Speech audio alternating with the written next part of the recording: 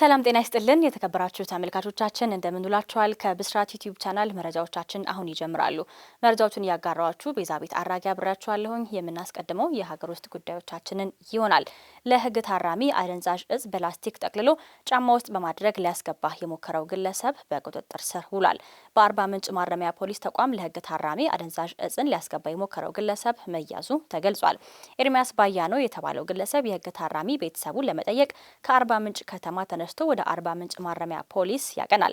ይሁን እንጂ ጠያቂ ወደ ማረሚያ ተቋሙ አቅንቶ የታሰረውን ቤተሰቡን ለመጠየቅ ወደ ማረሚያ ቤት እንዳይገባ የተከለከለውን አደንዛዥ እጽ በላስቲክ ጠቅልሎ በኤርገንዶ ጫማ ውስጥ በማድረግ ለማስገባት ሙከራ ሲያደርግ እጅ ከፍንጅ በቁጥጥር ስር ሊውል ችሏል። ታራሚ ለመጠየቅ ወደ ማረሚያ ተቋሙ የሚመጡ ጠያቂ ቤተሰቦች ከእንደዚህ አይነት ድርጊት እንዲቆጠቡ ይገባል ሲሉ የአርባ ምንጭ ማረሚያ ፖሊስ ተቋም አዛዥ ኮማንደር አለሙ ለብስራት ራዲዮ ተናግረዋል ስትል ሳምራይ ስዩም ዘግባለች። ተሰደብን በማለት የግድያ ሙከራናም የአካል ጉዳት ያደረሱት ግለሰቦች በእስራት ተቀጥተዋል። በደቡብ ምዕራብ ሸዋ ዞን ኢሉ ወረዳ ውስጥ ተሰደብን በማለት የግድያ ሙከራናም የአካል ጉዳት ያደረሱት ሁለት ግለሰቦች በእስራት ተቀጥተዋል። የደቡብ ምዕራብ ሸዋ ዞን ፖሊስ ዋና መምሪያ የኮሚኒኬሽን ክፍል ኃላፊ ምክትል ኢንስፔክተር ትግሉ ለገሰ ለብስራት ራዲዮ እንደተናገሩት አንደኛ ተከሳሽ ከበበው ጢቆ፣ ሁለተኛ ተከሳሽ ግዛቸው ተስፋዬ በአመያ ወረዳ ነዋሪ ሲሆኑ ተሰደብን በማለት ቂም በመያዝ ድርጊቱን መፈጸማቸውንም ተገልጿል።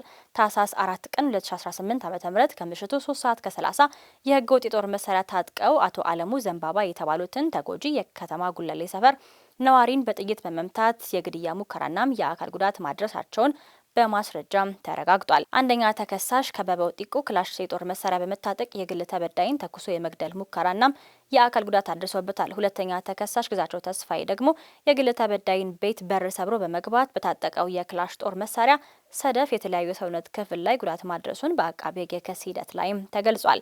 ሁለቱ ተከሳሾች የግል ተበዳይን ገደልን ብለው ጥለው ቢሰወሩም የአካባቢው ግለሰቦች ተጎጁን በማንሳት የሕክምና እርዳታ እንዲያገኙ በማድረግ ህይወታቸውን ታድገዋል።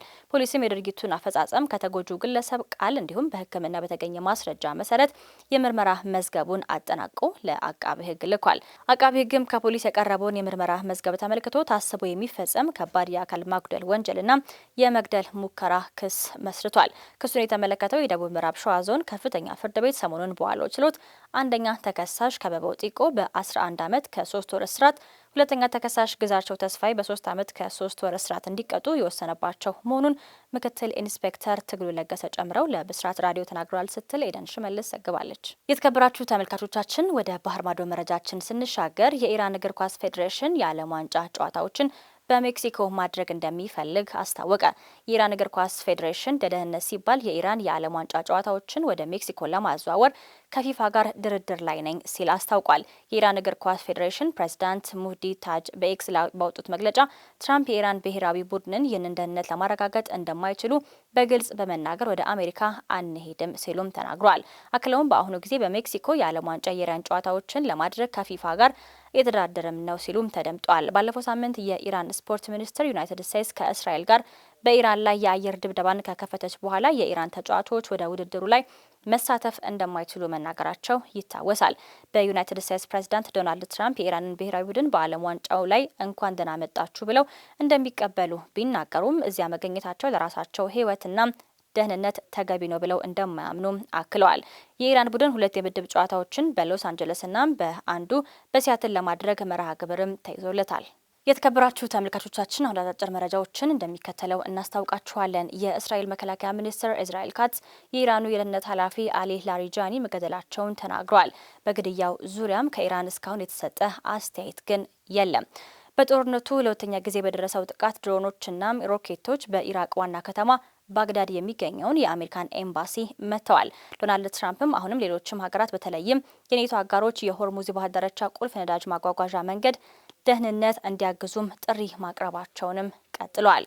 የሆርሙዝ የባህር ዳርቻን በወታደራዊ አጃቢዎች መንቀሳቀስ ዋስትና ያለው ወይም ዘላቂ የጸጥታ ስትራቴጂ አይደለም ሲሉ የተባበሩት መንግስታት የዓለም አቀፍ የባህር ኃይል ድርጅት ኃላፊ ተናገሩ።